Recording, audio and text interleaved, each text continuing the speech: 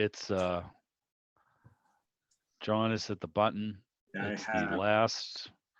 last of our year, and I appreciate all of you who came by this year, whether it's tonight or any other night. And if you see this either live or via the recording, it's been a good run, and maybe one of the best things that has come out of COVID has been our Zoom. So Yeah. had a lot of positive comments. Had a lot of folks tell us that they felt a little bit more connected via the Zooms than the meetings because, at the swap meets, it's all about who's got the knob, who's got the speaker, I need a transformer, who's got this set. It's all dollars and cents and packing and unpacking and getting in and getting out. And so, I guess our program for 22, as long as you'll come, we'll host. So That's right. That's right. Thank you and all. thank you very much, John, for being our man behind the curtain, so to speak. So No problem. Happy to do it. It's been fun. all right, and this evening, so our program is Santa up in Hancock, Vermont. Has got a few little things you might not see at a show, but you probably should see at the show, and very cool and historic. So we're going to turn this over to Tom very shortly. One of the things I will mention that I was really kind of floored by because, today's the 16th, which is actually Beethoven's birthday. It has nothing to do with Beethoven, but when we did the December, we went by December 7th, obviously a big day in radio and a big day in American history. In our group, we had a couple of folks. One of the fellows had posted he had a telegram from um, naval operations to naval operations in Squantum. There used to be a naval air base in Squantum, Mass, and in Boston. And it was Pearl Harbor has been attacked. This is not a drill. And it had all of the correct coding down the bottom. I mean, what could be cooler than that? So it got topped off by an RCA radiogram, from David Sarnoff himself to the president within about, 6 hours of the attack. My organization is at your disposal. We await your requests. I'm paraphrasing, but I mean, really neat stuff that, as radio folks and telegraph folks and history folks, I guess we are the curators of that history. So neat stuff. But anyway, so here we go. And Tom, we'll turn it over to you. And if you would like to show us some of the things that somebody might have overlooked at our most recent event that have some, very interesting value in the hobby. So we'll turn it over to Mr. Pereira. Tom, how's things going up there? How many feet of snow in Vermont right now? It was warm today. It was sunbathing weather out there. Oh, there we go. Was it 42? Yeah, something like that. It was great. Very good. Had a broken tractor. It was an ideal day to work on it. So you're probably sweating it out in that suit because you. Yeah, it is a little warm. That's why I took off the beard. Once upon a time, I will confess this to the group. Once upon a time, I was in college, and the money was offered to me was good. I was a mall Santa Claus, and you can only imagine. You didn't even want to hear it. This is not the correct. I can't tell you some of the things that went on, but it gets hot in those suits. I can tell you that. So and then at that point in time, I did need a pillow as well, which didn't add. But it was rough. I was across from Anderson Little at the mall, so that will give you an idea of how that was. So poke your eye out, kid. Yeah, well, stinky babies, wet babies, babies who wouldn't shut up. And again, of course, with most of these things, this was all predicated on the fact that somehow we would meet girls, if we did the, so we kind of lived for Saturday and Friday nights, hoping that the get a couple of beers, the teenage girls might come out and want to sit on Santa's lap. I can tell you that these stinky babies and wet babies and the parents who would not accept no for an answer far outweighed any dating possibilities we were presented with. But anyway, that's a long time ago in a very different universe. So Tom, what did you see at the show that we might not have seen. We'll turn it over to you. Okay, very good. Let me try sharing screen here and hope that this will work okay. 1, 2, 3. Are we sharing at this point? We still see Santa. Okay. Let's see what's going wrong then. Well, you take your time because this reminds me of when I try to share screens. Yeah. No pressure. Now, Paul, when you were trying to be a mall Santa, did you? I wasn't trying. I was. Well, when you were doing I was that, successful. when you were, now when the kids Yes. came up wanting a Barbie doll or whatever the case may be, you said, no, you need a Philco. Well, if I had only known, I mean, it was an interesting thing because, I mean, there were instances where it was kind of entertaining. I mean, I had kids ask for lots of, I want a fire engine. Oh, you want a toy? I want a real fire engine with a, so you would hear these things. And of course the parents are there. So as Santa, you got to promise what they can deliver because otherwise, you're a mess. So, but it was a very sordid affair because at the time I was dating the Easter Bunny. She got me the job. So it was, and they had this cassette tape they would play over and over again. One day I came in to Santa's little hut to get changed because you obviously, couldn't walk in as Santa. So we had this little cardboard building. And so the afternoon Santas were generally an older, more retiree type client, employee. And so I walked in. The day I walked in, I saw Santa chugging down a half pint of Jack Daniels. I should have realized what I was up against on the evening shift. And though I never went that far, the old guy, you do what you have to do to get through, the 12 to 4 shift. But So you figure there's no future in that job for you then? well, I think probably I'd be more equipped for that position now. So my wife might want me wanting the 16-year-old girls sitting on my lap. We're going downhill fast. I'm working on it here. Tom, I'm trying. bail me out, please, dear God. We're going downhill.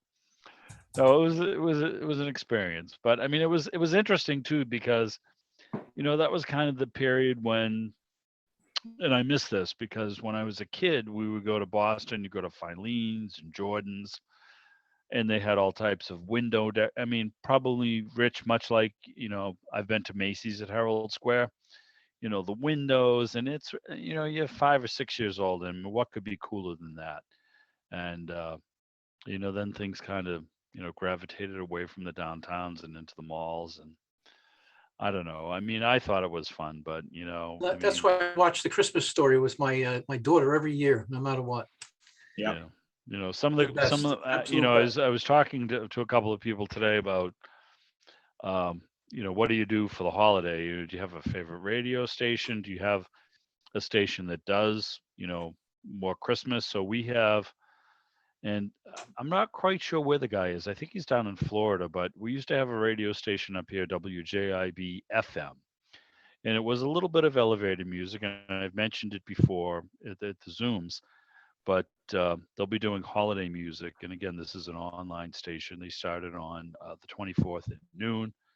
They'll run through Christmas. And again, this is like Holly Ridge Strings and Frank Sinatra and et cetera. And it's fun.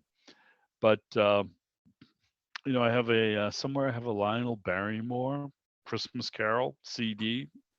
I'll probably listen to that. And, some of the old black and white movies, I think it was the 30s version with Gene Lockhart, the Reginald Owen, A Christmas Carol. And, it is the time of year when you kind of dredge up some of those old favorites. And the Dean Martin, the Bing Crosby, the Frank Sinatra, and, some of the great Motown stuff too. That was Christmas. I have a Supremes and Temptations. Something different, I mean, you're kind of tired of what you hear on the standard broadcast stations. And John, I'm just going to ask you a question. Now, have you noticed that SRO on 650 is gone? Yeah, I've been wondering about that They went digital. uh, that was just too. It was a good station. It's truly It was a good run. It did Now, Ashland proud. so this is the thing I don't quite understand about 650 AM out of Ashland is, it's owned by, to be blunt, a very old man, and they're having some financial troubles. The station used to do lease time, and they've been stiffed by some of the people who were broadcasting. So they're in financial trouble, and yet somehow they managed to go from, their standard analog AM broadcast band program off into digital, which, I mean, to me, if you're a marginal AM station, who is going to buy an HD radio to listen to you? I mean, it's almost as if you're walking into the abyss. I don't quite get that.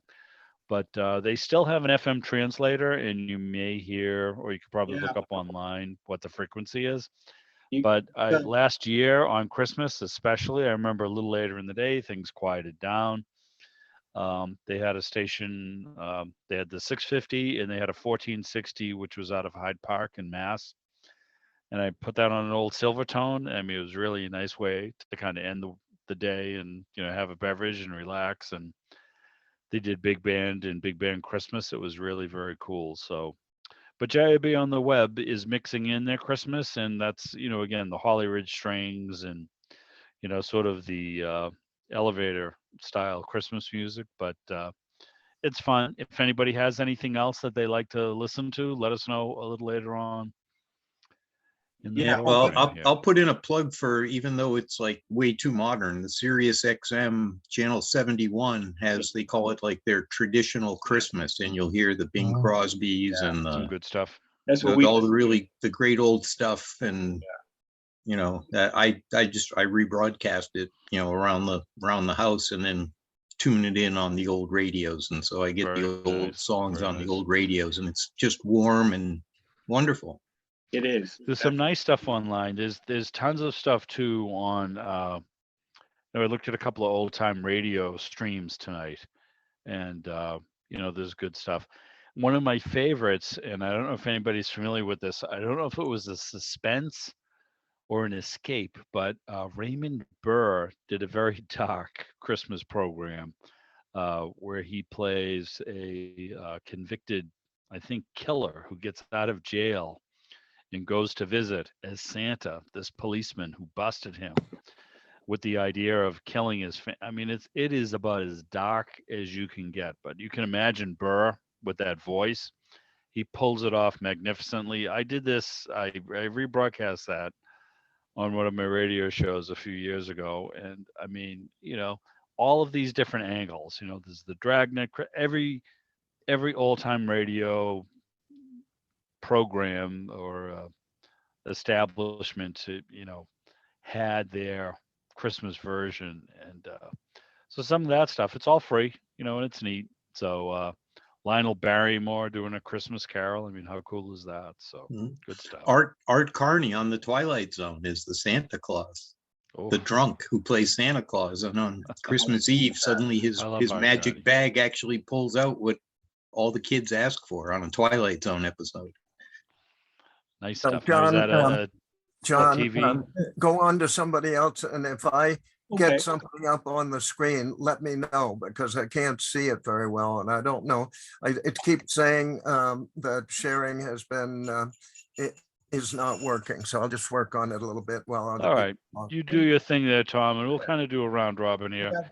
Yep. Now, as we talked about, what do we do at the end of the year? Well, one, it's the end of the year, and we won't see it till next. And, this is a new thing for us relatively, and it's kind of we've had good response. So has anybody had, whether it's something in their childhood they asked for, was it a Got to share a screen Radio now. Shack 101 project kit set? Was it a radio they wanted? Was it a transistor? Or do you have a good radio memory from your Christmas childhood? Oh, here's some pictures. There we go. It's Noah. How could you tell? Is that a Lionel train with Good sliding guess, doors but on I the thought boxcar? I the mean, toys I'm right were a there. tell. The toys were a tell, Noah. That is cool. Yep. Whoop, I got to turn this stupid thing off. I got too many things up and running. What is it with trains and Christmas trees? I mean, I have an HO and an N. I'm going to try to get one of them up, and hopefully I don't scare the cat to death. Yeah, I've got one to show as well at some point. Trains are. I had Lionels as a kid, and I think I still might have a couple of cars, but I don't have the Transformer. I mean, if I only knew, that's all I can tell you. Oh yeah, that's for sure. With chugging sound when you plugged it into the coal tender and the little drops you would put in to get the smoke. You've got the Transformer, John. Paul, you've got it. I've got an old 027 Well, gauge. I've got the actual. I don't know if I can turn this off. How old were you, Noah? When I don't know how to do it. What do you think? Can anybody hear me? Yes, I Yep. can hear you. 4 or 5. How old were you? I was probably somewhere around 5, maybe. Maybe a little younger than that. I still have the record player, and I still have the train set. Oh, that's awesome.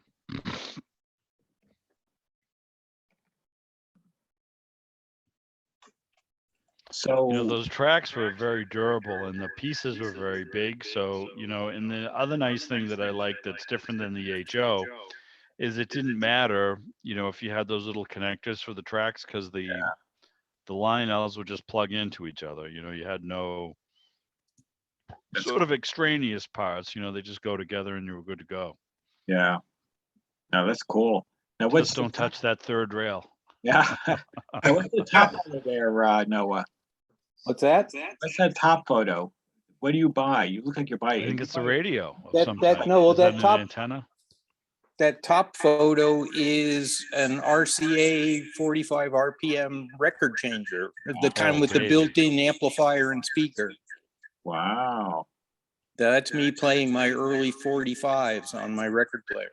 nice. He was a rich kid. Well, Now, no, is your my hair- mom is and your my hair still the grandmother same both color? worked at Columbia Records in Bridgeport, Connecticut. So we had the inside track on Oh, yeah. 45s and record players. That's cool. Look at that tinsel on the tree. That's pretty Oh, cool. Classic, absolutely classic. I remember that stuff. Used to come in those little boxes at the Woolworths, so the 5 and 10. If you're old enough to remember tinsel before it became plastic tinsel, it was actually tin. It was actually strands of tin, and I when it ain't would quite fall that off the tree, it would cross the Yep.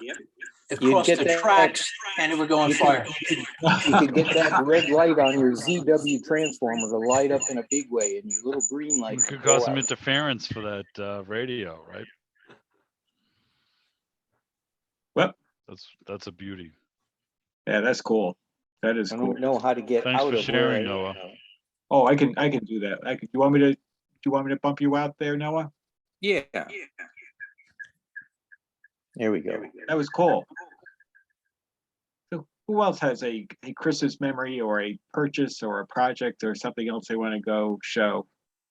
Or have you asked for something that you don't think you'll get? I mean, Yeah, any of what's those. on your list this year? Do you want some tubes? Do you want you need a Santa's here to speaker? grant. Do you need more radios? Which, Well, that's an obvious answer. strangely enough, as we put up the tree and try to move a few things around, the comment was heard, well, if we didn't have all these radios in this room, we'd have more places to put things. I'll tell you what, Yeah. let me, I'll show a quick picture because it's the singleton. And because since we're on the same theme of trains and so forth, I've got radios and this was actually taken in 1965. This is not me, it's my brother actually. I'm a few years younger there. But the cool thing is, look in, he just got it that year. It's his Tyco train set. And this is the Pennsylvania Railroad diesel, of course. And I'll tell you, we used that every Christmas for years. It was very sad when the motor broke. And in fact, we have the original Hess truck, the first year. I still have mine. My parents saved it off for me when I was old enough. I got it, and I still have mine, box and all. But behind this was my dad's Telefunken Opus Royal, which he bought. This is in Long Island. We lived in Wantagh on the south central shore near Jones Beach. And there was I can't think of what town or city it was in, but there was a place called Willig's. It was a nice German guy named, I think his name is Fred Willig. And my father became quite friendly with him, and he got, I guess, quite a deal on this, because this was a US only model that American Elite imported. So this had every bell and whistle you could stuff in here. So this was the Opus 7 receiver based. They even though this is somewhat newer than an Opus 7, because the Opus 7 came out in 1956. This radio is probably from the late 50s, 60. So it's got all the sound register buttons, and it's got the rotary adjustable antenna internally that you can just turn for best reception, and had special speakers. These had big speakers here, not your standard little speakers that came with the standard Opus tabletop, but it had underneath here was a turntable, a record player, and in here was storage. And he had, of course, a reel-to-reel. They recorded every Christmas morning. Wow. He had a Telefunken microphones. We had the full Telefunken gamut of accessories. You name it, he had it. And this could crank. And also, it had a built-in early stereo amplifier that was built in as a separate adjunct to the receiver chassis. And that's what made it special. Wow. My dad said to me, this thing will take the house down. And he never played it loud enough for me to confirm, but I believe it. Okay, I believe without question, after seeing the speakers, and I bought an owner's manual and schematics on eBay. It was like $20 because nobody wanted it, because you need the matching radio. So I bought it, looked over the whole thing, and said, "Wow, this was really loaded with all sorts of goodies."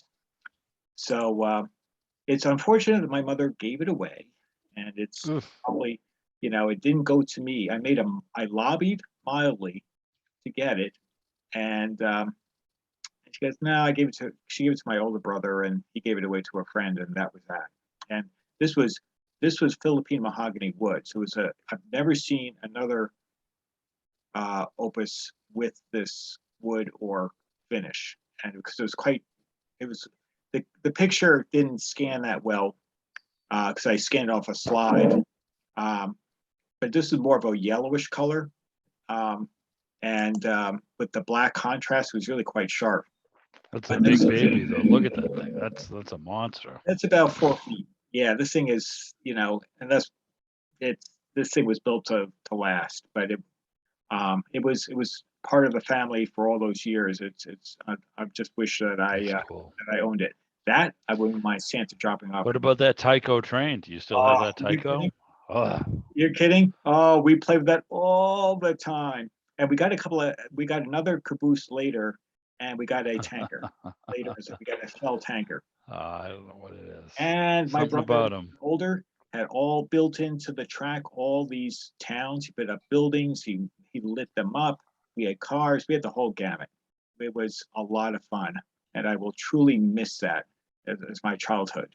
Oh, I see a little tunnel there. That came from my dad's Lionel set when he was a kid. And we regrettably gave that away because that was probably from the 30s, and stuff that's worth a lot of money today, and it given away. I'm more motivated now to get down in the basement and try to find what I have. I have a bunch of HO stuff, and I even have, at one point I bought a little N set simply because it's more compact, to run around the tree. So the hell with the cat. It's a nervous wreck anyway.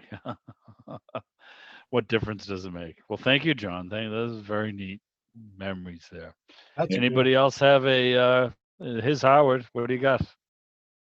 Oh, that's really cool, John. Anyway, let me see if I can share this here. You have a big Band-Aid on your thumb. I have the same thing. I split my thumb today. Yeah, it really was not a good thing. I don't know what that noise is. Sounds like a mirror or Mothra.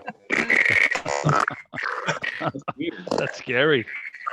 This is not 1960 Japanese video night. You got to get that speaker reconed for Christmas. That could be it. Tom deciphering messages on the Enigma machine. There we go. Tom, I might be. It's Quinta Preen in the U-57.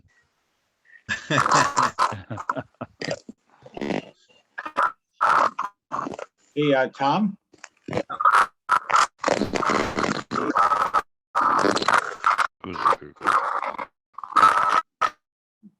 I think we've reached Rangoon. Whoops. Who's DXing? Whoop. There we go. I think we fixed it temporarily. I think it is when they're. It sounded like Tierra del Fuego. I think that. I believe it was Morse code. I held. Help me. Vincent Price, help me. I'm a fly. Help me. Help me. I love that movie. I love Vincent Price. I don't know what it is. He was the best saint. I mean, some people think Roger Moore. I mean, Simon Templar to me is my pal Vincent Price. And I don't know if there's a specific source online, but so I listen to, and he someday may come to join us and have a little chat. He's a Antiques Radio guy as well as a computer programmer, and he also runs what's called Antioch Radio. His name is Jay, and Antioch Radio is an old-time radio online service, and apparently he sells that out. There are some independent stations, AM on the band, who buy from him time, and he supplies them with programming. But if you just log on to AntiochRadio.com, you can get content, and he'll do comedy, he'll do police, detective, mystery, he'll have suspense. He runs about 3 hours of Whistler overnight. It's a really neat stream, but I'm just a little disappointed that he's not having more seasonal type stuff. I expected to kind of hear some holiday stuff, but that might be coming up next week, so I'll give him a break. But if you know of a place to go to get holiday old time radio shows online, especially for free, tell us. Let us know. Put it in the group, or let us know tonight. Anybody with another holiday memory or request? Something they're asking for? I think that LibriVox has a lot of free stuff, and I think they have an old time radio foundation or something. Yeah, there's Old Time Radio Cat, who has some for free, but some they want you to pay money for. They want you to subscribe. So yeah, a little bit of a bummer there. Howard's but you can find there's tons of stuff. I mean, I have a St. Gian internet radio, which I think I showed at one of the Zooms. And I mean, if you go in, I mean, it's a rabbit hole. I mean, there's a gazillion different sources of things and music and et cetera, et cetera. But Howard's trying to get in here. Okay, Howard, what do you got? That's okay. I found something. We were talking about snow blowers and plows earlier. I don't know if you guys had seen the conversation between Henry Moser and I. He was looking for a couple transistor car radios, which I did finally get him. But this was in the attic of my garage. I kind of got injured, but anyway, I found my box of old car radios and got him a couple, but in it was this here. I don't know if you guys can see that. Yeah, we sure can. Many of you guys might have seen this before, but it's not really common. AM FM stereo with CB. Oh. And Who's the maker? What manufacturer? This says American Motors on it. At least That is. That the is. logo Maybe it is was in a American Matador. Motors. Like I said, It's a Matador. now I could probably scrape that off and put like a different logo on there. There's this old 70s 3/4 ton Chevy pickup with a plow, which I totally don't need. But since I found this in the garage, I said, well, maybe I should buy that just so I can put this in there, and I'll put the Chevy logo on there. You're a madman. Have my AM FM stereo with CB in my 70s 3/4 ton Chevy. I think it would work good. But anyway, if anybody's interested in that, it'll probably be on the free table at the next Interesting. Brookline event. Is it 23 channels, Howard?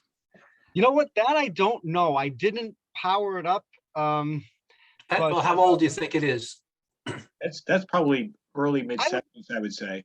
I would say mid to late 70s or even early 80s. That's possible. I didn't do much looking into it, but when I saw it and I saw It's kind of a modern logo, though. That little, that down in the, you got the cursor right down there on the logo. Yeah, right on the American Motors logo. Do you think it was in a Matador? I'm thinking with a Jeep CB truck. in there. It might have been in a Jeep. Yeah, Jeep? I'm thinking a Jeep truck or AMC one Jeep. of those. Probably right. Or the AMC Eagle. That's the other one that I'm thinking. Eagle. It's possible. I'm trying to think. My uncle used to work for AMC for a period of time, and actually, he let me take out an Eagle. He had a demo. They were neat cars. I don't remember. I know it didn't have the CD option because I would have played with it for sure. Because but it was actually a cool car, and that was from like 1981. But now it actually caused me, Howard, to poke around and see if I can give you a rough year. But I would definitely say for sure mid 70s would be like the real target, maybe late 70s, because there's lots of like car ads I have in my collection that show like, CB options, even like, upper line like Cadillac and Ford and Mercury and so forth. So that's You that's figure pretty 70, cool, actually. 74, 75, 76 was the heyday of CB. Oh, absolutely. For automobiles. No, I remember vividly CB lunch boxes, notebooks with the codes. I even have an Anchor Hawking CB coffee mug with all of the terminology. County mount. I mean, it is so corny. But I had a neighbor who had an AMC Matador, and it was allegedly an economy car. Well, it looked like you could drive it through a cinder block wall. The thing was a tank. Yeah. But again, that was the I think That's Matador. before they got absorbed into the Chrysler fold. Yep. It was the last of. Yeah. Yep. Last. Oh, they only wanted it for the Jeep, so all that other AMC stuff was going away. Yeah. In fact, Renault came in, wrecked the joint finally with the appliance and other ill-fated cars. So look for that, and look for other automobile radios, because I really cleaned out the top of the attic of the garage rather, and found a few just neat things. Look for those at the next Brookline event on the free table. It'll probably be there. Thank you, Howard. Hey, how are things in the chip industry? Are you like pumping out 8 gazillion bags a day down there? Or? We're to me it's getting a little busier, but not much. And we're possibly coming out with a new flavor for the holidays. I can't tell you what it is, but I'll let you know. We don't want any proprietary information. I'll see if I can get you snacks. some samples. Snacks. I mean, how can you go wrong with snacks? Yeah. I mean, we should be eating broccoli and kale, but what do we want? Crunchy, salty snacks. Yeah, I heard a rumor that the fiery hot Cheetos were suddenly gone missing, and that there was a shortage of them. I don't know. Howard will hook you up. We'll take care of you. If you got to have it, he's your man. We'll get something for you guys. So. I know where it is. I'll drive down and get them if I have to. I was down there the other day. I was down in Randolph the other day, as a matter of fact, Howard. So some of my favorite stores. Anyway, Well, stop by next time. I will. It was on a Sunday, and I've been by your house multiple times. I'm nervous about ringing bells. I'm afraid what will happen. So anyway, anybody else who got something neat for Christmas in the radio Balacon. Yeah, I got something. Tom, What do wait, you hold got? on. Tom, I think Tom is trying to share his screen. Yeah, I see it on He's my, back, Tom has okay. started screen sharing. Here we go. The technical difficulties may have been No, resolved. I'm still fighting this thing. Give me It's all another right. couple minutes. Okay. I thought it was just encrypted and taking a while to actually decode. Decrypts, and that's, I think, the issue. You know, Bruce, what's going on down there? I mean, you have that sort of appearance of the, like a poltergeist in an Arch Obler program down there. I see that dark background with the radios, and then I see you. yeah, Do you sometimes have can't anything even to see a share with body us? I can't even see the body with the head. I'm convinced there's Oh my no body. God. Where's your Santa hat? I mean, you could be pulling this all off. He's Yep, dark yep. Santa. It's just very relaxing. You know, I'm enjoying the chit chat. Oh yeah. And, Yeah, I got I something to have- share. Yes, sir. Good. Do it. Go for it. Share.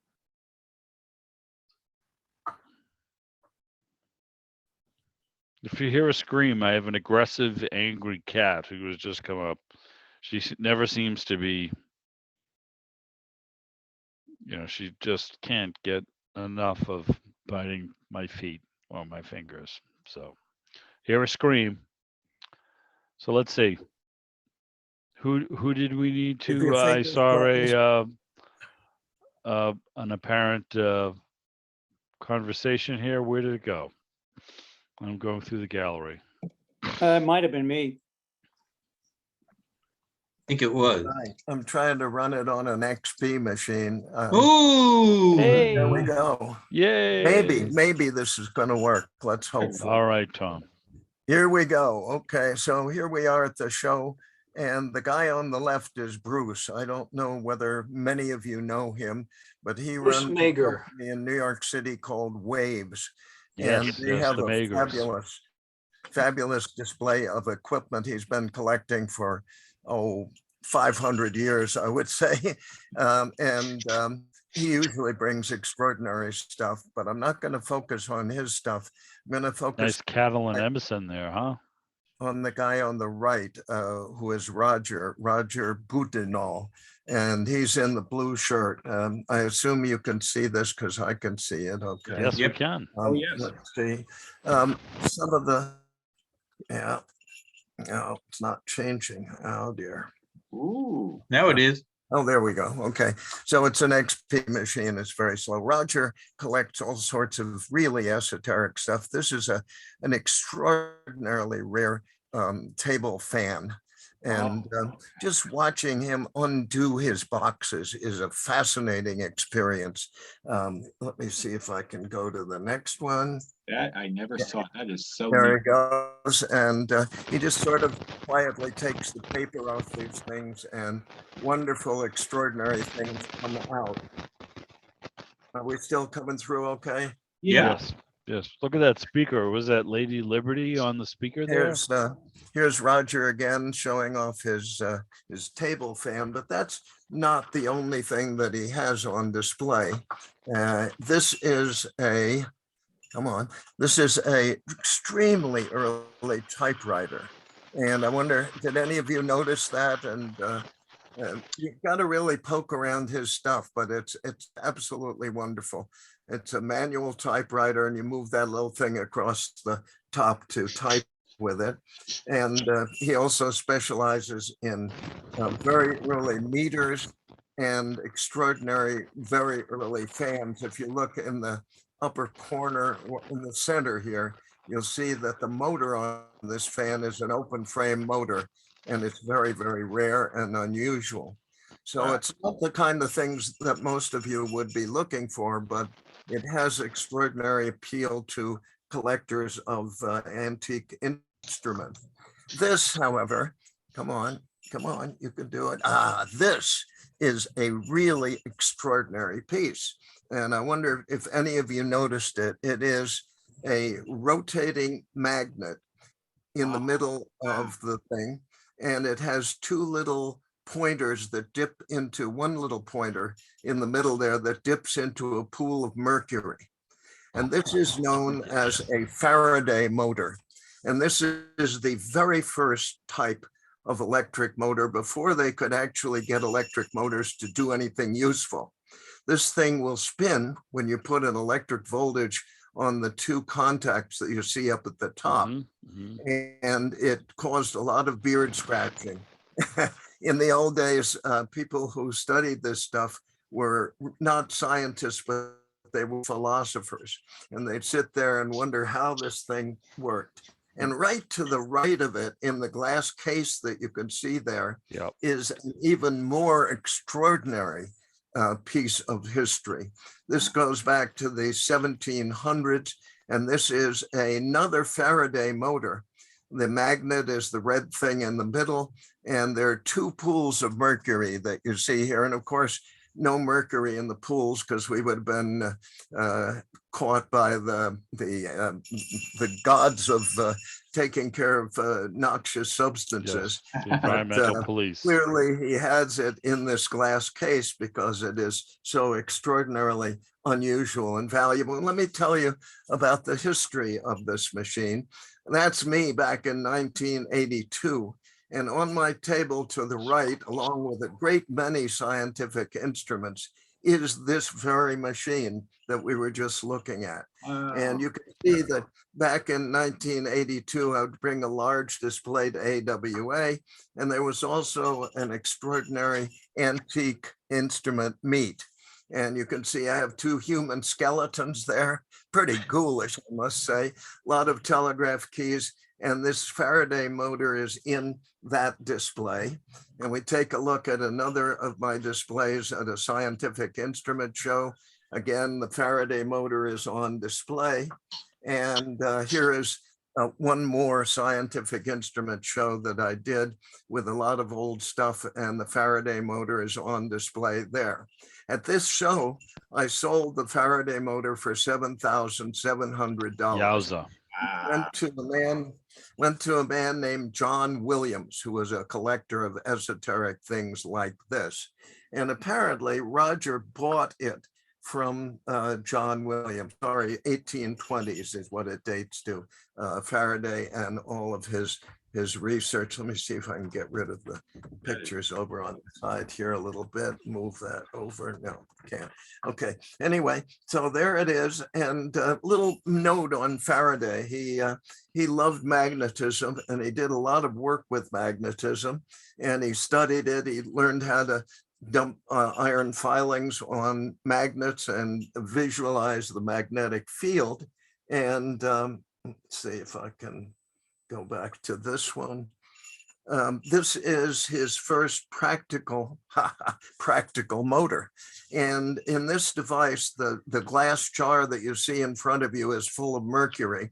And there's a tiny magnet in the middle of that.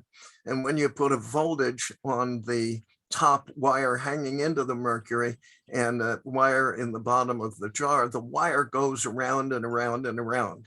And this was the very, very first electric motor demonstration. Of course, it was totally impractical. So he moved on from that to the instrument that we were just looking at.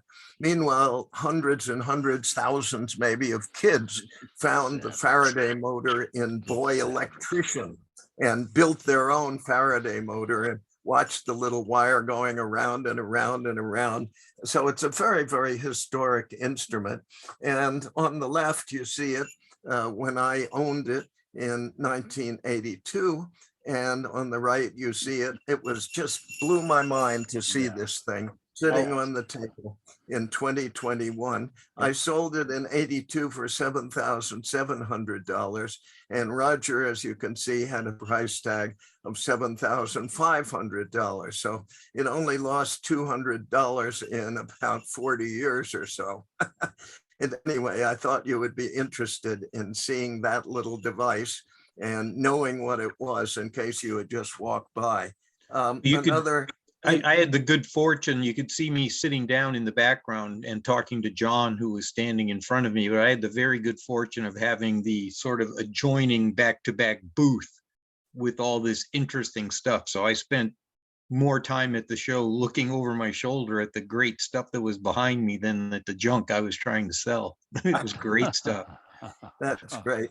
So for a key collector, this telegraph key was vastly underpriced. It would be normally $300-400, a beautiful old McElroy semi-automatic key, and the seller was selling it for $110. And I know most of you are not very interested in keys, but I thought I'd point it out as a real bargain for a key collector.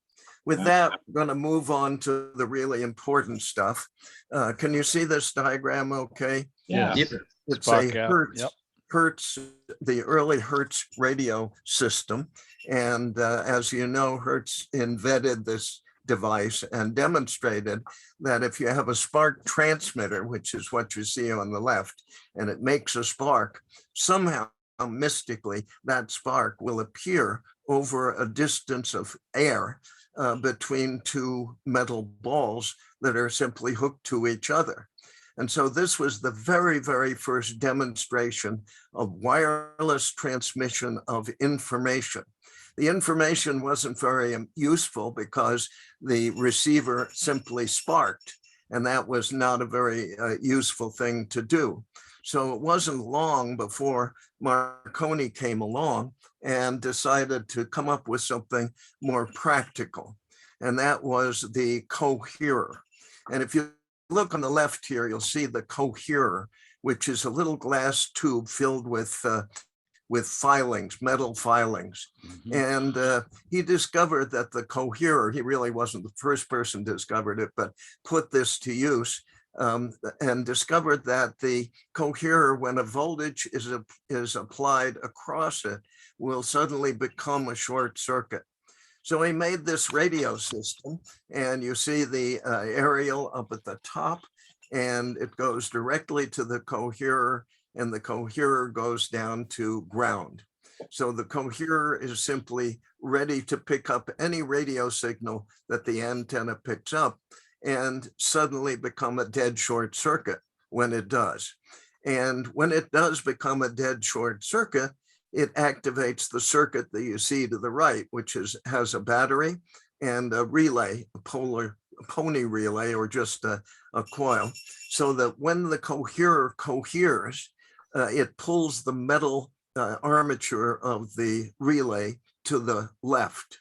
And that does two things. One, it connects a circuit so that a person can actually hear the presence of a signal. And it also bangs on the coherer and becomes a decoherer. The coherer will stay a dead short until you bang on it. And that little metal armature of the relay bangs on the coherer and makes the filing sort of separate, and then it's ready for the next signal. So that was the next step in the development of wireless. And from there, we go to Marconi's famous magnetic detector. And this is his very first magnetic detector. It's a model of it. Supposedly he was in a hotel room and he had this brainstorm idea, and he didn't have a whole bunch of stuff with him, but he just happened to have two permanent magnets and a little bunch of wire round two bobbins. And so this is the first magnetic detector that Marconi put together. And people scratched their heads. Even Marconi had no idea how it worked, but it did work. And it allowed you to detect signals that were coming into an antenna without cohering and decohering. Let's look a little more closely at that and see how it works and what the various iterations of it were. Come on, you can do it. Okay, this is one of Marconi's magnetic detectors. And what we have here is a horizontal strip of wire passing through the middle of what amounts to being a transformer. The transformer has two windings. One winding has the antenna hooked to it, and the other winding has an earphone hooked to it. And what happens is if there's no signal, then the wire goes through this, and it doesn't make any special noise, makes a little rushing sound, but no special noise. But if the antenna detects a signal, that signal then gets imposed on the wire by changing the magnetic field of the wire as induced by those two permanent magnets. And then that changed magnetic field gets picked up by the earphones. Look at another couple of examples of Marconi coherers. Let's see, there's another one. Again, the same principle with a little transformer in the front. And here is yet another one, but the transformer is missing. These are very, very early models of Marconi's magnetic detector. The magnetic detector was an extremely historic and important device. It was the receiver of choice on all Navy ships through the early days of wireless. It was by far more sensitive than a coherer, and it worked reliably. And it wasn't until radio tubes came along that it was replaced. Here's a little more straightforward diagram of the magnetic detector. And you can see the rotating strip of metal that passes through the middle of the transformer, and the magnet that induces a magnetic field in the moving metal. And then that magnetic field gets disrupted if a signal has come in through the antenna into what you see as the inner windings here. And if that signal is disrupted, then a similar disruption takes place in the earphone circuit, and you hear a clicking sound. So this is how the Marconi detector, magnetic detector, worked. And I'm going to try, maybe if I can do it later. I'm having obviously troubles, but I'll try and see if I can show a demonstration where you can actually hear a magnetic detector detecting not just Morse code, but actual voice. A magnetic detector nowadays can tune in and detect voice signals. And it's quite an impressive demonstration. I'll see if I can get that working. But let me continue again with this description of how it works. The telephone earpiece is on the secondary of that little transformer. And as the band passes under the magnets, the iron atoms are aligned, and this produces a weak magnetic field.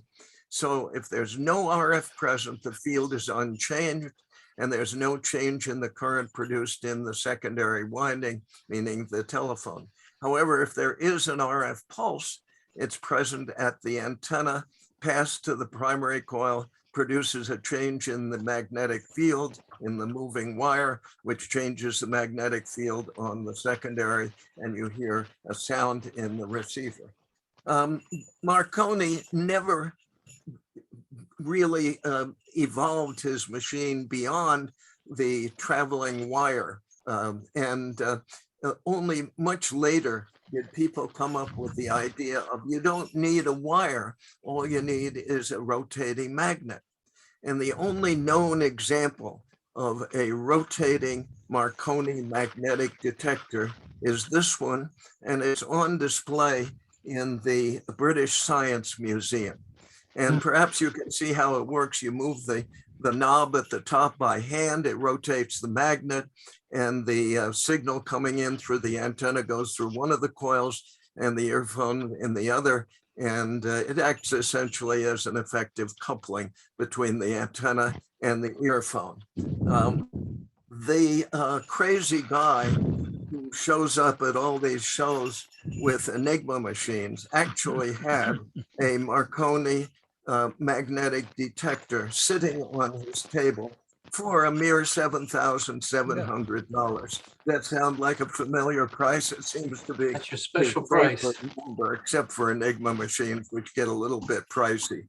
But there it was, and I bet you that very, very few people even noticed it. Sitting up on, he put it up on a little sort of elevated display with a description of it, and hoping that some people would come along and at least take a look at it. And I doubt whether anybody really did notice it, but it is an extraordinary piece of history. here is a closer view of it. And you can see the transformer with its two windings, the telephone receiver on the left, and the rotating magnet on the right. And this device was made in Italy many, many years ago, and it came from the museum of Paolo Gianni. Paolo Gianni. And this guy is an Italian collector of extraordinary experience. Take a look. He's written the book on the left, which is 1700 to 1800, The Epic of Electricity. And on the right, you see him standing next to his museum. I don't know, I can't seem to get rid of, oh, maybe I can stand by one. Maybe I can move that thing over. No, I guess I won't try. Anyway, Paolo's on the right there. I don't want to mess with anything while it's working here. And if you look at some of the equipment in his museum, you see that he specializes in very, very extraordinary telegraph and scientific instruments. And Paolo sold this thing to me at the big Friedrichshafen Hamfest in Friedrichshafen, Germany, about, I would say 30 years ago. And I've been carrying it around, showing it at AWA, and people don't seem to be very interested in it because most people don't really understand what they're looking at, I think. But anyway, there it is. Here is a page showing some of the instruments in his museum. It doesn't show this device. I don't know why he sold this device to me. It's certainly one of the only devices of its kind in the world. The only other one I found was in the British Science Museum. And there it was sitting on a table at the Nivek show. Here's another view of it. And you can see the knob on the right. You turn the knob on the right and it rotates the magnet and allows the signal from the antenna to be coupled to the coil attached to the earphone that you see hanging on the left. And one more view of it, a close-up of the transformer and the rotating magnet. So I thought you'd be interested in that. And with that, I wish you happy holidays. My snowplow is in the background. My Enigma is in the foreground. And I'm glad this sort of worked. It was, I'm running it on Windows XP for some reason, so pardon that. And I'll see if I can get the video going later on. Thanks. I would have noticed that piece if it hadn't been for the big drum of pretzels that were there that kept distracting me as I approached the table. It should go to. We'll check back for snow reading sometime in February. You know, we'll look back. That's quite a sleigh you got there, Santa. Yes, it certainly gets around. Well, you know, you don't have to worry about looking for a small residential snowblower. That's for damn sure. So, funny stuff. Thank you very much. Really good, Tom. Dr. Pereira, you know, you never know what you'll see at these, you know, and again, you know, you have people looking for certain things, but, you know, sometimes walk slow, look carefully, ask a lot of questions. You know, you don't know what you'll find. Hey, Tom, are you sure Phil Weingarten had nothing to do with that device? There are some suspicion. There are some suspicion. He's an extreme troublemaker. About Gianni. Gianni has so much of this stuff that people wonder a little bit whether he might not be related to Phil Weingarten. or at least Ugo Picciani. Yeah. Okay. Hey, Hugh, you troublemakers from New Jersey. What else is new? You know. Yeah, I got my hand up. I had yes, a few pictures to show. Yeah, so what I'd like for Christmas is some time to play with my radio and electronic stuff. So hopefully Santa Claus will bring me some time. But anyway, let me see if I can share this. Early in, let me see, why is it giving me two screens here? Let's try this one. Earlier in November, can you guys see that stuff? We just got your message. There it goes. There it goes. So earlier in November, a message went out on email that a woman in Winchendon Audrey was her name. Her husband passed away. They're both hams. Actually, she continues to be one. But she offered up a bunch of equipment, pretty much free for the asking. So I stopped by there on the way to a friend's house for Thanksgiving, Wednesday before Thanksgiving, and grabbed a couple of things, and then went back there with Adam Vaughn and grabbed some more goodies. So, and you'll see some stuff in here. I'm not particularly married to any of these things. If anybody looks like there's something they'd like to tinker with, give me a holler. She gave the things for free, and I'm doing likewise.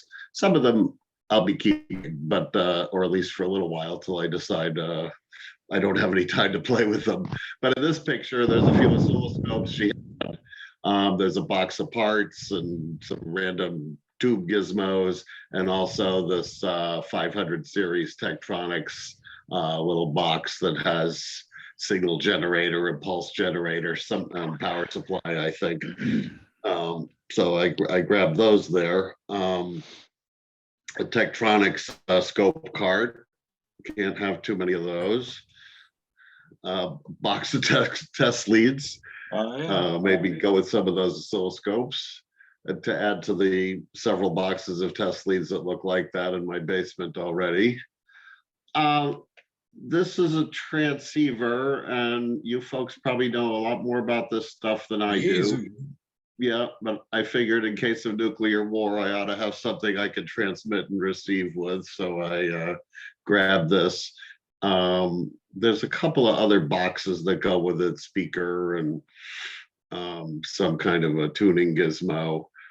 I don't believe this night amplifier is related, but there you go. If anybody was interested in that, they should give me a holler. Here we go. R390A, and he had like 4 of those. I availed myself of one of them. They are a marvel inside, I have to say. There's also an R390 here. There was one of those, and I grabbed that as well. That's made by Collins too. Right. Or they were Collins designs. Some of them were made by Motorola. There's a whole bunch of history of it. Adam is very good at that history stuff. Myself, not so great. But you know, they're just a marvel of electronics and mechanics inside. All the chains and drives and coils and tuning slugs going up and down, and that's quite an amazing thing. Not clear whether I'll ever do anything with them, so they may come to a free table sometime. They are rather heavy, but appear to be intact. I don't think they'd last on that table too long. Yeah, probably, maybe not. But For those. that might be. I know a few people who would be right in line.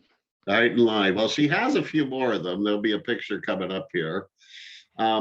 This is a little bit of a side trip. There's a guy named Peter that has Par Electronics in Manchester, New Hampshire, in the row of mills.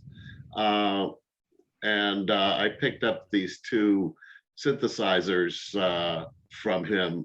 Well, there's another one on the floor. You can't see it. One of them wasn't working, and I managed to find the shorted tandem capacitor hiding on one of these plug-in boards here. I have a history of picking up HP signal generators and not really looking at what their frequency range is and what they're capable of doing. I was looking for something that swept, and I saw sweep, and I said, oh, great. It turns out it's limited to about 30 megahertz, but it is 2 channels and would serve to do, you know, IF strip alignments. That's sort of the thing I had in the back of my mind. But there are 2 of those beauties that are gracing my garage right now. From the show, I picked up this Dynaco Mono Amp here. The model number escapes my small mind, but anyway, just a 1-channel amp, and it was pretty reasonably priced, I think, like $40 or $50. So early in the show. I grabbed that, and now I'll be on a lifelong quest looking for its mate. Grabbed a couple set of car speakers from somebody. Those are always good for my old vehicles when their speaker codes go south. And this Sansui 5000 came from Audrey's house. That was another thing I grabbed there. Actually, Sansuis are highly sought after. So yeah, it's a nice unit. So this is my second one of the. I have another one of these, but it had some kind of power amplifier issue. And when I was in college, the back of the Motorola data book had an amplifier, solid state amplifier design using Darlington power transistors in the output. And I built 2 channels of that and ripped out the Sansui amplifier and built that amplifier inside the box. Required a plus minus power supply that the Sansui did not have. So I opened the transformer up and found a winding near the middle of the transformer and yanked it out of the transformer and stuck a wire on it and made a plus minus power supply for the amps. This is another there's a little random collection of pictures here. Sorry about that. I didn't have a chance to organize. No, This is at a household consignment store in Acton, in West Acton, called Tables to Teapots or Tables and Teapots or something. And it just happened to be there. I took a picture of it. The price says $95. It has a price drop thing and a date on it. It may actually be less than that, but if one of you guys are interested in that, it's in West Acton, Tables to Teapots. She's got a couple of big shelving units full of audio equipment, Bang & Olufsen stuff, some turntables. It was I'm gonna have to get her the club info. She was selling stereo equipment to people, pretty knowledgeable about it. So it was kind of fun to meet her. Her name was Jo.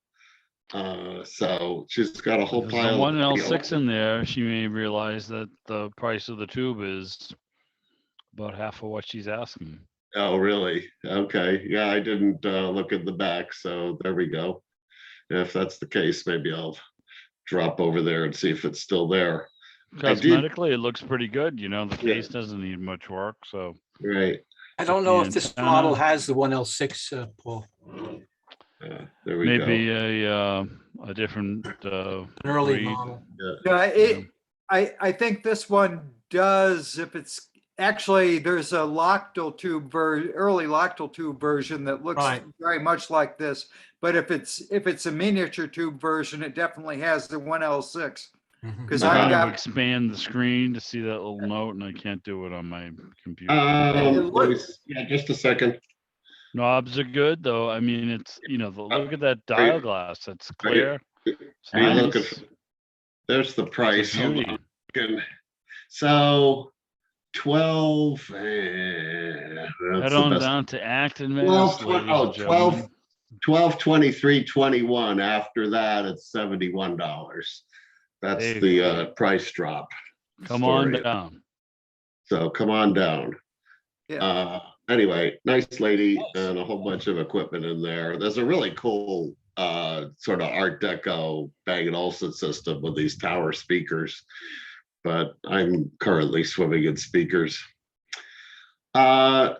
These units are at Audrey's place, and she had a stack. There's some other pictures coming up. She had a stack of, older HP RF stuff.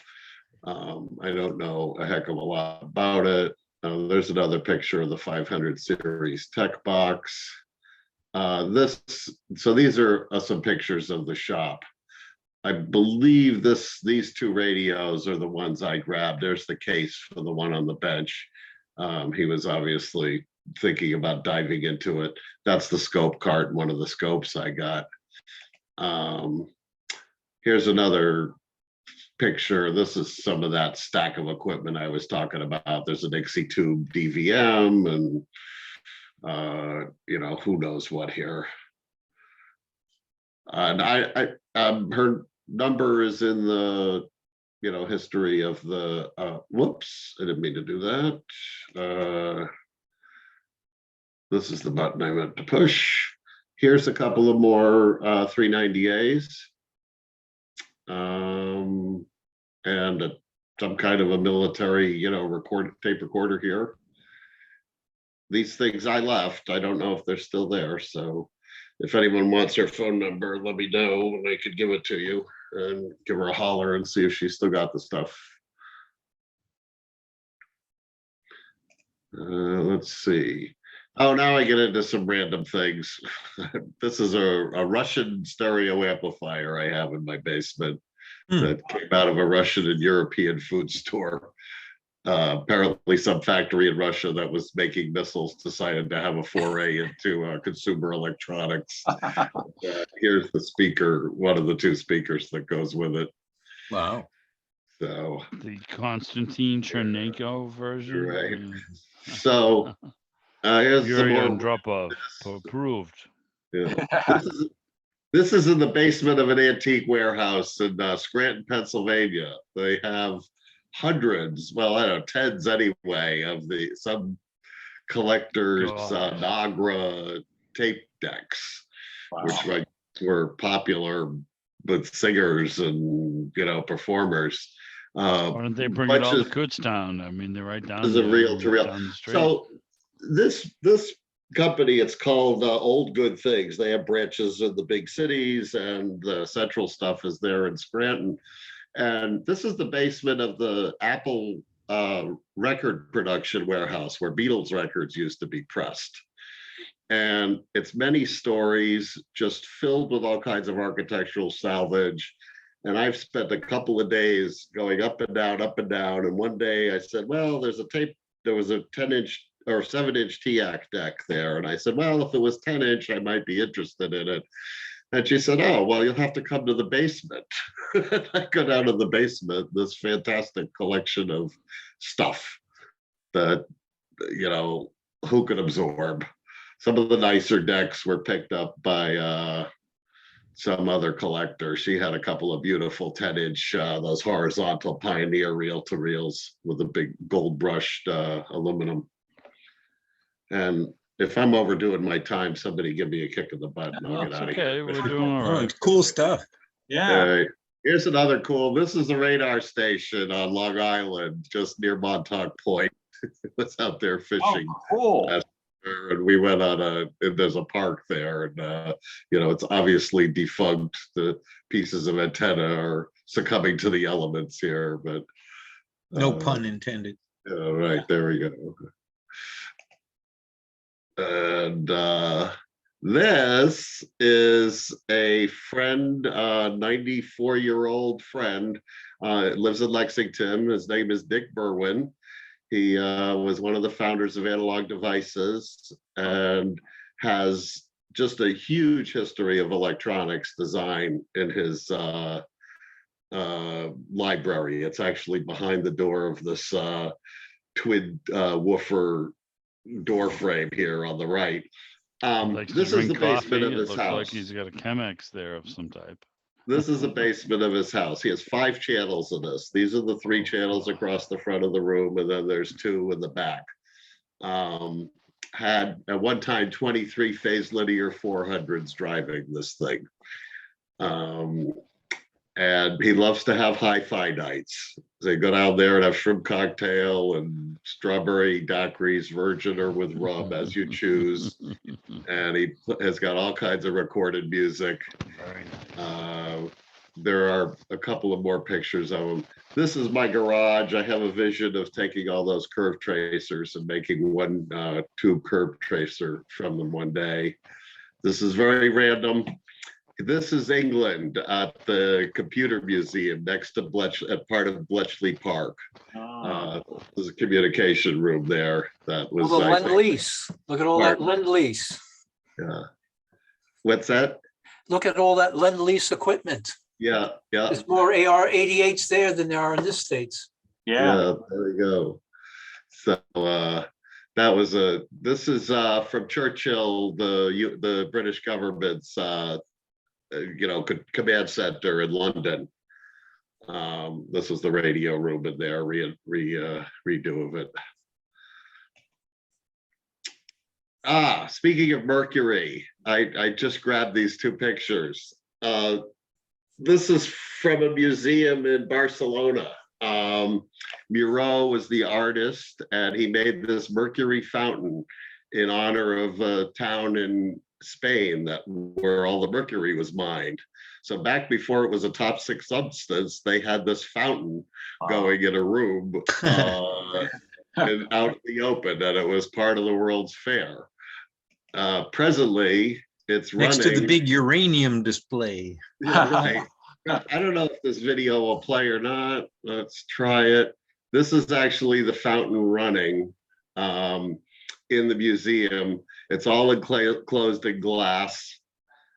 I don't know if that's coming through or not, but that's mercury right there. And you can see all kinds of little droplets of it around here on the ground. So it's a toxic waste dump. It's all enclosed in this thing. Very all right, cool. that's much with. There's a static picture of it, and there's the picture that I showed in the earlier slide there.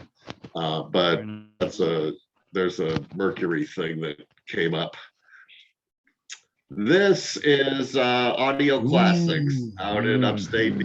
They are in the, right next to Binghamton or wherever Macintosh is, but they're the, premier used Macintosh equipment place. It's just a store full of eye candy of tube equipment. Wow. So look at all those goodies. I'm getting a tour of my travels. This is Dick Berwin's control center for the stereo system, at least how it used to be. Most of it's not in use now. He's running everything on his PCs, but his multi-channel sound stuff. But there's just these fantastic arrays of filters, every one of these potentiometers here, all kinds of multi-channel filters, and one of the world's crazy guys. I think that's the last picture. Cool. Like I said, looking for some time to play. Thank you very much, Hugh. Yeah, that's fun, Hugh. Yeah. Nice medley. Ho, ho, ho. Yeah. Well, we're getting up there. It's about 8:30. Getting close. Anybody have anything else to share for our year end? Hey, Gary. Gary had promised to stay quick. Hey, Gary, you muted. I think Dave wanted to show something as well. Sure. Absolutely. We can get Dave in. We start a little bit late anyway. A little extra. Go ahead. Okay, well, I didn't. Okay, who's going I didn't have next? anything to. What we'll do is we'll have Gary first, and we'll have Dave right behind him. No, Dave. Dave, go first, so I get mentally prepared to go. Okay, that's fine. Absolutely. Go ahead, Dave. Okay, I don't have anything to show. I just want to tell you that,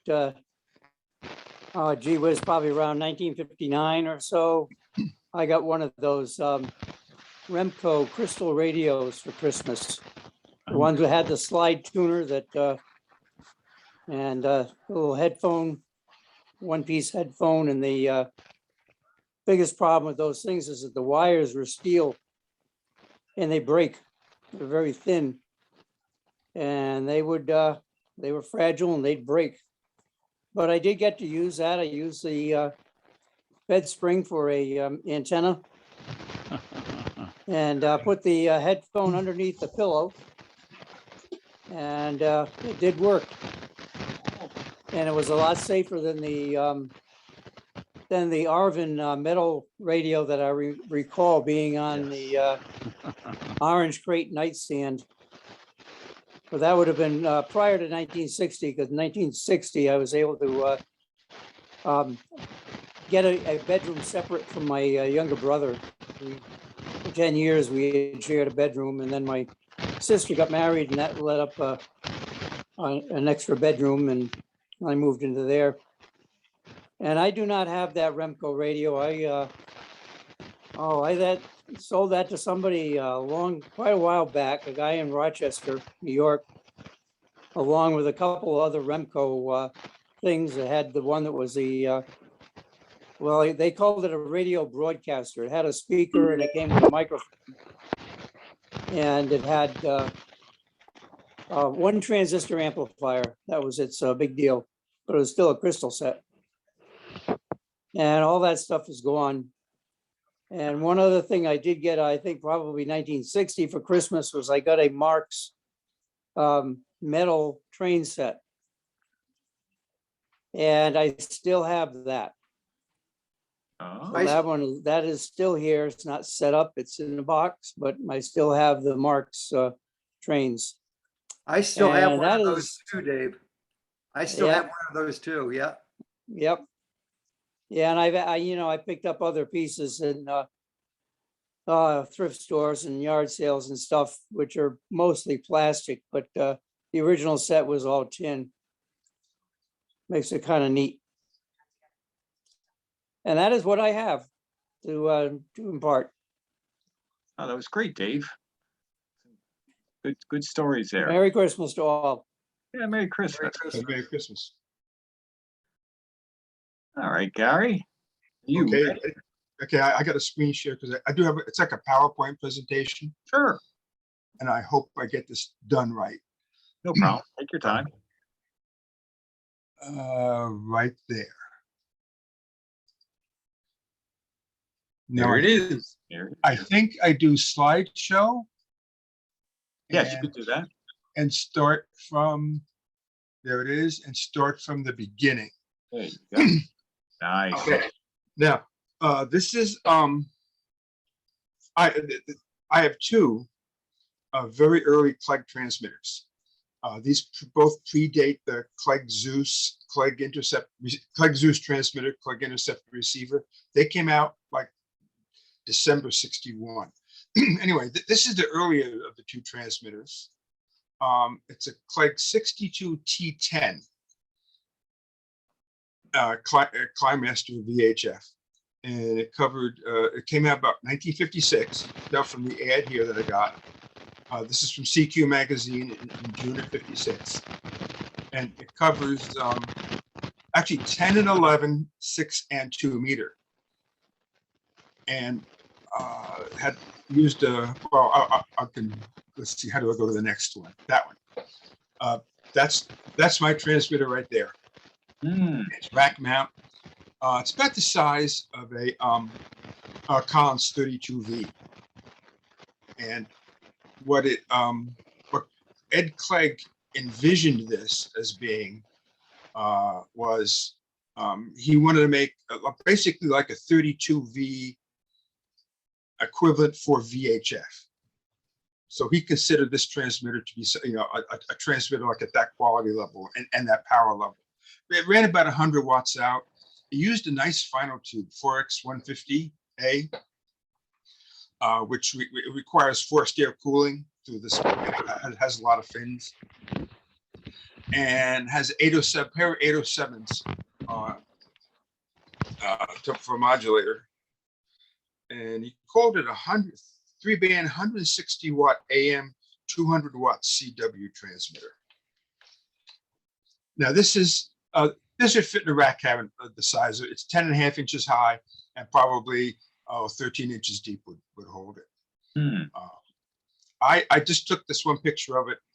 It's sitting on the shelf, and I couldn't pick it up at that time I took it, which is this past summer, because it's kind of on the heavy side. And I just like a couple of weeks before, I made the mistake of picking up an R390 that was at table height and moving it 6 feet over to another table and setting back my physical therapy about 2 weeks. Oh. So I couldn't pick it up and get any more picture of it. They are weight therapy units is what they are. Yeah, this is the earliest one. And now this is you know how you go to a dealer and they have handout sheets on things to try to take this away, read about it, get interested in it, come back and buy it, or they give these away at shows like at Hamfest, like the Dayton Hamvention. I found one of these. It was just in a pile of a box of manuals that I found at one of the Hamfests, and I think I got it for just a couple of bucks. But this is a handout sheet for that transmitter. Oh, cool. And That's fun. there's the back of it. Clegg Laboratories. Oops, All right. I don't know how to go back. Sorry. Maybe if I do this. Yeah, okay. I just know how to go back now. Oh yeah, Climax. I got to mention this. Sounds like a very odd name. Why would anybody ever call it that? How would you ever come up with that? Until you look at Clegg Laboratories Incorporated, CLI. CLI came with it, and Master. You know, this is the 50s. Buick had the Roadmaster, Clegg had the Climaster. There Well, you know what? Even years before that, there was a Climax radio out in Chicago who did some very neat Art Deco stuff. So Cly is in there. Climax, Climaster, Climatron. Anyway, here's just Nice some stuff. things. I actually exchanged a couple of emails with Ed Clegg, and because he was looking for a manual for a 62 T10, and I made a copy of mine and sent it to him. Very nice. So if you ever want to go on the internet looking for a manual to a 62 T10, what you most likely will find is that one with the serial number for my transmitter on it. Anyway, he was the comment. Here was the comments. He said he was kind of surprised that there's still a whole 62 T10 in existence. Like found one at all. You know, it was a surprise. Very interesting. Not all that many produced, and the CBers discovered them quite easily.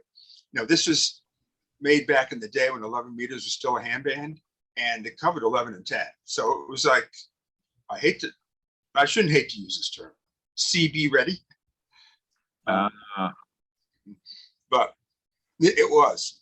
And he says he did say that there was a group out at that time, this was 1998, that actively used AM with everything from Clegg 99ers to a Clegg Zeus, and it won at least 162 T10. He didn't mention if they were CBers or if they were hams on 6 meters, but they're probably 6 meters, because that was 6 meter AM. This, I don't think, this didn't go down to 10. That's the only one that was 10 and 11, so it's probably AM. Hey, here's a question for the group. It's kind of unrelated, but you know, where Gary's kind of going down this road of different bands. Anybody pick up the Windsor, Connecticut Radio Museum, Scotland Transatlantic Radio CW transmission from last Saturday? I did. Yep. I've had a lot of people with, you know, I mean, I tried, I got nothing. I had people in the middle of the country who said, oh yeah, I got it. So maybe it's your set, your antenna, etc. More likely when you were listening, because they had an equipment failure and went off the air very early. Yeah, I tried for the first, around 6, I believe, was the first transmission. So, you know, I tried for a bit and then I failed, and then I went on to Cousin Brucey. Well, I was doing. Can you blame me? They started right at 6 p.m. on 1820, and they made it pretty much through that 5-minute transmission, and then there was a frequency shift or change, and I never heard them on 1821 again. And then there was a meltdown of various components over the time, and it was just not repairable. Yeah. And you can find a good description of the event on the Antique Wireless Association website now. Okay. Well, we can get some more details there. Well, I gave it a shot. Yeah, I caught him at the 770. I caught him at 7:15 and 7:30 local time. I was listening on my SW3, and they were loud and solid copy up here. Good.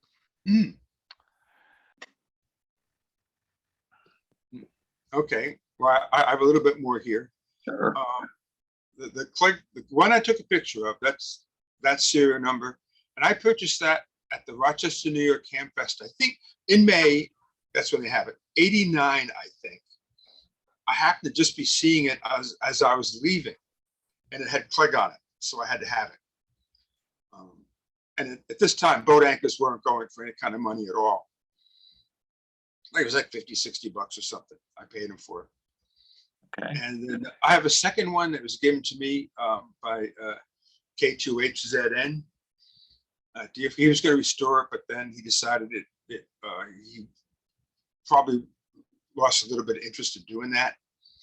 And between Bob and me, we knew of only two more.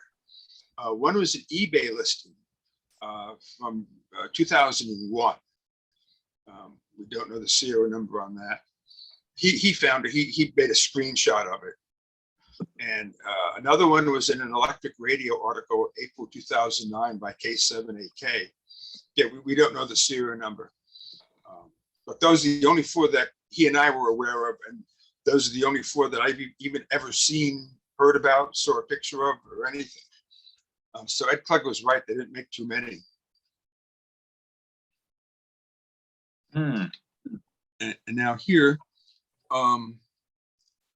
this is for the next transmitter, a later one that came out in 1958. And this the 3-page handout, a little different because it's 3 pages, not 2, not 4, like you might expect. But if you ever go on the internet and you see this picture for being a model 62T10, this isn't right. And I blame this document for, this is the only, on 3 pages, this is the only mention they make of the 62T10. This is about 1958 now. But they put the picture up here of what they call Quince Duplex in model 209. This is a 6-meter VFO for the next transmitter. And what they had was well, let me go back. Here it is. They had a 250 series and a 600 series. And these were rack mount transmitters. The 250 series was rated 250 watts AM input. The 600 series was 600 watts AM input. You had the modulator down here, which is either the 250M or the 600M, depending upon what power it was. This is right here is the RF output. It was a 250-6 or 600-6. This is the, let me go back. That's the Quince Duplex that would go with the 6-meter version, either power level. And this is a mill and scope that they could, the Clegg would sell you with it if you wanted it. It was like an optional extra. And they came in either for the 6-meter band, you could have it for the 2-meter band, or you could have it for the 1.25 meter band. They made available all 3. And this is now, this is a little misleading here because the 250 series, that's this thing down here. This is the top view, the back view of the 6-meter VFO. It's a crystal plexer thing, so it was like channelized a little bit. A 600 series, they don't really have a picture of. And these used a higher power tube. I think it was a 4X250. And that's the one that I got. It is a 4X250 in here, which looks like a 4X150, but it's got 250 watts of plate dissipation. This is the crystal plexer down here. This is the modulator and power supply down here. This used a pair of 3B28s for the power supply, a more modern tube than the 866s with their Mercury. This used 811s for modulators. And all the high-level audio was down here. You can see that I'm pointing at my screen. This had the low-level audio and the low-level RF here, and this had the high-level RF here. And this is a 3-inch Millen scope. You could buy all this stuff. Now, this isn't the original rack cabinet that came in. I got the individual pieces and I put them in this rack cabinet. It fit perfect with 3.5 inches to spare. Wow. So I put these 2 spacers in there. You're not gonna be lifting that in one piece, Gary. I got a little bit of a story that I can get through that in a minute. When I went to get this down the cellar steps, I could carry this scope, this, and that down fine, but this was just too much. So I figured I'll get an appliance mover. And that was, I figured, I still had the mindset that you get an appliance mover, you can move anything. Well, I couldn't really get on the power supply here. I couldn't get the things that held this thing in around that supply because it was more designed for a refrigerator. So I put the power supply in this rack cabinet and try to get it down the cellar steps. And the thing was just too heavy. I mean, it was my the heating system in my house was at the bottom of my steps. If I lost it, I'd lose this and I'd lose the heating system. So, and I tell you, even with an appliance mover, you really need two people to move these things. And both people got to be at least be able to hold it if the other one had to let go momentarily. Maybe you couldn't move it by yourself, but you had to be able to at least hold it there. Yeah. So it was a job. Anyway, it's downstairs. It's going to have to come out sometime. Good luck there. These are rare. Now, this is the top view of the RF deck. This is the metering meters just boxed in for RFI, TVI, and the basic guts of the thing are here. You can't see it because it's back on the back of the thing, but the serial number of the thing. This is serial number 4. This is the top view of the chassis of the Quince Duplexer. And that's the bottom view of the chassis. Tidy. These look like they haven't ever been touched. Wow. When I got this, when Bob gave this to me, he had fired it up and he said it worked fine. It was right on frequency. He did not fire up that like 2000 volt modulator though, a power supply modulator though. And I haven't either. That's the top of the power supply. Oh, these are the 811s. These are the 3V28s. He did say he had to replace something in this that he got from another modulator. I'm not sure what part, because everything looks right from the top. Well, another modulator like this. He had a second one. And this is the bottom of that modulator. That looks typical. What you would expect that equipment to look like. It was a very standard design, for the day. Lots of iron on that chassis. And this stuff was expensive. This was a price list from 1958. Wow. And you could see that the Quince Duplexer, which is only available wired and tested, was like $329. The modulator was $255. The RF amplifier was $265. You could get them in kit form for less money, but then you had to buy the tubes because the tubes are optional. That's right. Tube kits down here. So anyway, this stuff, that transmitter was like over $800 with the matching. It didn't match cosmetically, but is what they sent with it. The Millen scope. That was a $900 transmitter in 1958. Wow. This is a QSL card. This is one of the owners of the transmitter here. It was, I think, K2, somewhere the call letter should be here. K2RRG, I think. Oh, it might be over where, I still see a bunch of you guys over here on the side. Yeah. Here's a Climaster 250. This is just the RF, the modulator, power supply modulator and RF deck. The VFO, which he called a Quince Duplex, was here, and the Millen VFO is here.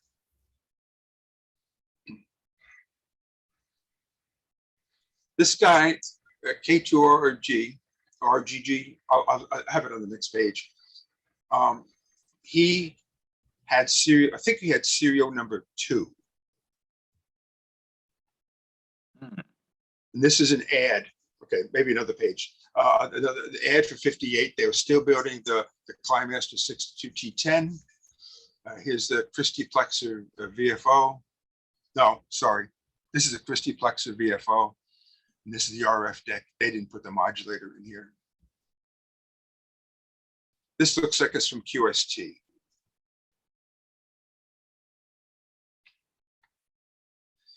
And now we think only 5 of these were ever built.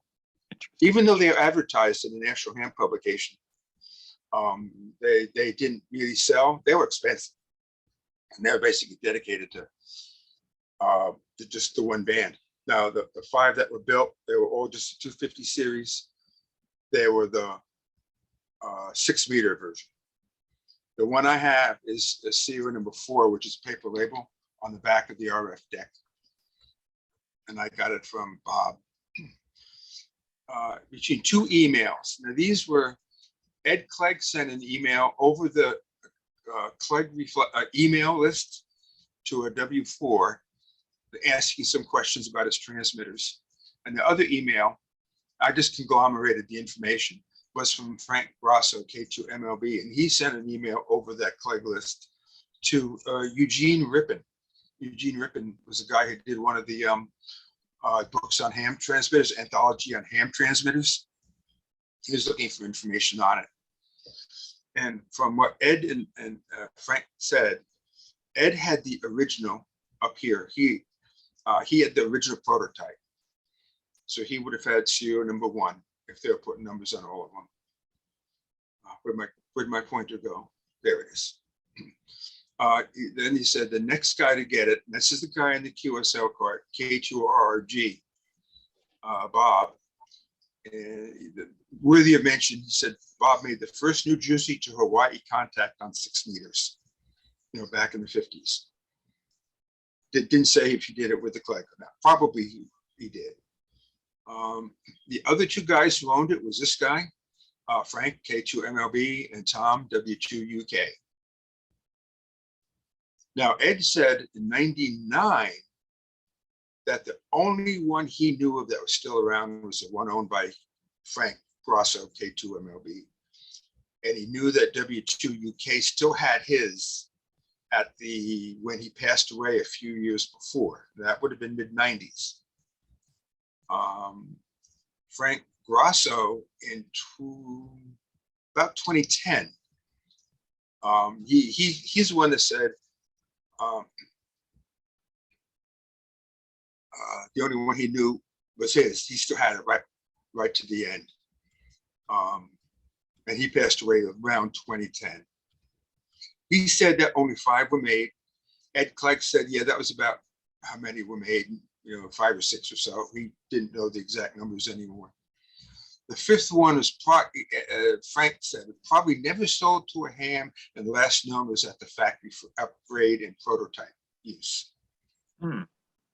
So here's a transmitter, and I think it's neat. A lot of the stuff we don't know the provenance of who owned it. Well, here's of the total production of 5, at least for 4 of them, for 80% of the total production, we know that at least who the original owner was. Right. I don't know who had serial number 4. I'm going to say probably not him, Ed, because he had won the first one. Ed said Bob Morrison got the second one. So it's either going to be his or his, depending upon what order they got it, one of the 2. And Frank's seemed to be the last known around, so it's probably his. This is just serial number tag with just a piece of tape on the inside of the panel with serial number 4 written on it. Nothing formal. Now, Ed did say there was only one Clegg 600 made. He didn't say what frequency it was. He had it, and the wording is a little awkward here, but it's how he worded it. I think he said, I had it, which means he had it, and it ended up in Costa Rica directing taxi cabs. That's funny. I don't know anyone that. So only 5 of the 250s were made, only 1 of the 600s were made. And if you want this brief thing, this is really the last one. the Quince Duplex. Basically, all it is crystal oscillators and mixers. They did it up through here, and the 100 kilo between here. This is the 1 megacycle steps. They had 4 oscillators. You selected which one. For the 100 kilocycle steps, you selected a different crystal oscillator for that. For these two here, I keep losing. For these two here, this wasn't switched crystal oscillators. This was really a VFO. And what they did was they switched capacitors across the tuned circuit. And inside they were trimmers, so they could, a factory could adjust them to make sure that it jumped every 100 kilocycle steps. And then for fine tuning, you had a variable capacitor here. So it wasn't quite channelized, but it was very close. You got frequency stability at 6 meters that in the day you had on 80 meters. Interesting. And that's just copies of the original emails there. So that's it. My goal with these things is to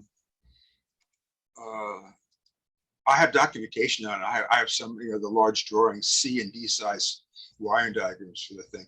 I was looking for a way to get them scanned, and I only found one place in Billerica, Mass that had like a large format scanner. But I think what I'm going to do is just take pictures with my phone, spread them out, flatten them out, and get them as straight as I possibly can to see how pictures taken work out. And then the other documentation I have, like tune-up stuff, and put it up to, I'm thinking of putting the pictures in the documentation up to radiomuseum.org. Oh, sure. And then maybe give away the transmitters and stuff. Both the 62 T10 and the Climaster 250 to a museum.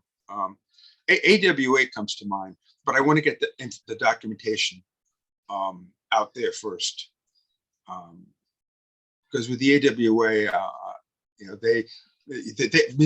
any museum, they don't always display the stuff. People don't always know what they've got, and it may just disappear into their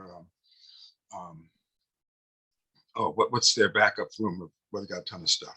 Or I want to say archives, annex. Disappear into the annex, and then nobody knows to ever go look for it. But if I get them on Radio Museum, if I get it maybe another place too, people will know about it and where it is. Or if some other museum's interested in it, they'd be welcome to it. I got to get rid of it while I'm still alive. Now, I don't know how to unshare this thing. Maybe if I just close out this. There you go. Perfect. Yeah. Okay. I got something quick. Sure. Sorry, it took a little longer than I thought. I apologize. That's all right, Gary. That was good stuff. There you go. I saw the beginning of it. I missed the end. Sorry. That was the my mother's pastor. My mother's passed away a couple of weeks ago, so he was calling and checking on me. There we go.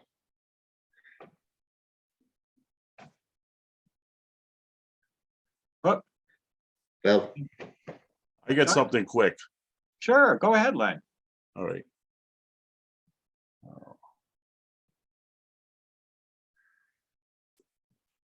All right, so this is my WJAR down in Providence, the old company memorabilia. It has to do with Christmas. Nice. Beautiful. I remember it. Oh, you get oh,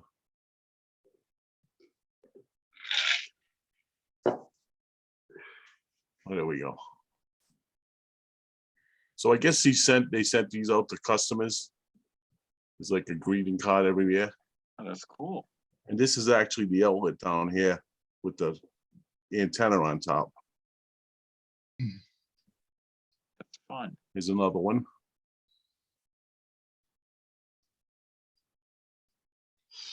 What did you say these are from, Len? The outlet company. It was like retail place, and Sure. and they ran WJAR. Yeah. And their antenna was on the roof. Here's a picture of it. Yeah. It was the Macy's of Providence. Yeah, exactly. Huh? Yeah. Yeah, it was the Macy's of Providence. Here's another one. 1929. Wow, that's fun. Yeah, these are all from probably from 25 on. That's fun.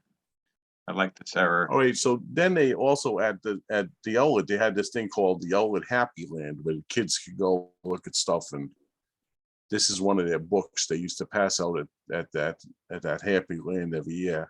And as you can see, it's station WJAR down the bottom there. Here's another one. That's cool. One more. And I think this is the last one. Oh, that's great. Yeah, that's it. Oh, I like it, Len. That's great. Thank you for sharing that. That's fun. Yeah. Now we got to figure out how to stop sharing it. No problem. We can do that for you. Oh, I got it. Yeah, set it right at the top. Great, thanks. No problem. So, was there anybody else who wanted to have a few words before we wrap up? I just had two final real quick things I forgot to ask before. I'm looking for a vacuum tube called a 6BD7, Bob David 7.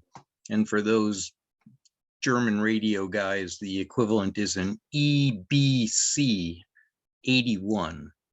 So if anyone happens to have one of those kicking around, contact me offline. And then the last thing is I want to show this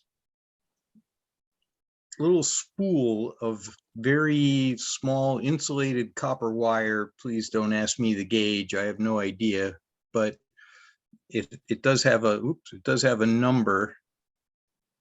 Okay. On the end called TSW 1033, and it's very fine wire, good for like winding an RF or an IF coil if you had to do that in one of your sets and you didn't know where you were going to get some of this kind of wire. And of all things, it's available at the Kittery Trading Post. And even though it's insulated copper wire, on the other end it says it's ultra wire, and it says it's copper, and obviously it's got the little, the insulation on the outside edge that'll melt off when you solder with it, or you can scrape it off. And for fly tying? And it's for fly tying. It's in the fishing section. But it could come in handy. I have a few different uses for it in old radios and in old cars, as a matter of fact. But so I just wanted to let you know that that's around. I don't know if you've got your own sources for your coil winding wire, but that was right at the Kittery Trading Post. Good to know. That's a good tip. Thank you. No, what was that tube type again? 6BD7, Bob David 7, or the German number is EBC 81. Okay. It also has a stranger number, a 6L Larry D David 13, but I don't think anybody has a 6LD 13. I think there's a better shot someone might have a 6BD7. Yeah, I could take a look with the G. I misheard it. I heard 6BJ7, which kind of sounded familiar. 6BD7 sounds less familiar. But yeah, I have a lot. Even our local, quote unquote, local tube expert, Tom Scarpelli, didn't have a 6BD7. So don't feel bad if you don't have one either. you know, a good source, who sells tubes is the Vintage Radio Museum in Windsor, Connecticut. Oh, okay. I'll check with them. And send an email to the director, and he'll have the people look. Yeah, that's a good idea. I've donated a couple things to them over the years, so yeah, okay. Forgot about them. No, I've never heard of one, and that's really saying something. I've heard of the German variety, but even then, that doesn't show up that often. Right. What's that? Yeah, I know it's a new one on me too. I've got lots of parts for German radios, but I don't have an EBC 81. Yeah, I recall seeing it in some radio, and I can't remember. And so I was racking my brain here. So when have I seen this? Because it's not that common. Yeah. But You've tried Antique Electronics Supply, I take it. Yep. No, yeah. no luck there. There aren't even, well, there's a bunch of them on eBay, but none of them that come from this side of the world. Right. Yep. Yeah. There you go. Well, right. It was a really great meeting. And I want to thank everybody for coming and thank you for all your attendance in 2021. It's made some really good Zoom meetings. And I appreciate everybody's contributions. It's been great. I mean, it's been a lot of fun, a little good banter, lots of show and tells. Tom, thank you for the usual classy presentations that we always come away learning something.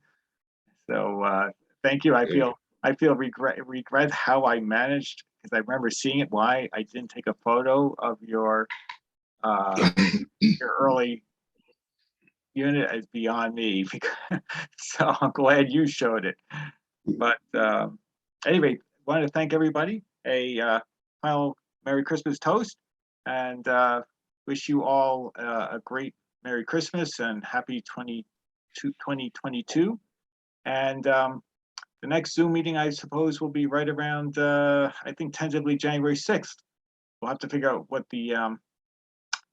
the topic will be, but we have a couple in line here. Maybe Mark Vest will, he's got him up and going a bit with Zoom. He may have some nice, fun electronic goodies to show, because he's got quite a collection as well of, you name it, he's got the gamut. It's something for everybody in his collection. So, but hopefully lots of fun ahead. But in the meantime, we'll be talking to you over email. Stay well and healthy, and we'll see everybody in the new year. Thank you. Take care. Yeah. Good night. Happy New Year. Could you leave it open for just 1 second while I want to see if I can share that video of that YouTube. Oh, sure. Yeah. Sorry, I forgot about that, Tom. Sure. You can see if you can launch the YouTube and set it to some Christmas music at the same time, since you've got this technology all worked out now. There you go. Is that working? Let's see here. Nothing is sharing yet. You're not sharing yet. Okay, then I got a problem. Okay. I will see you all. Happy New Year. All righty. See you later. All right, everybody. Merry Christmas. Happy New Year.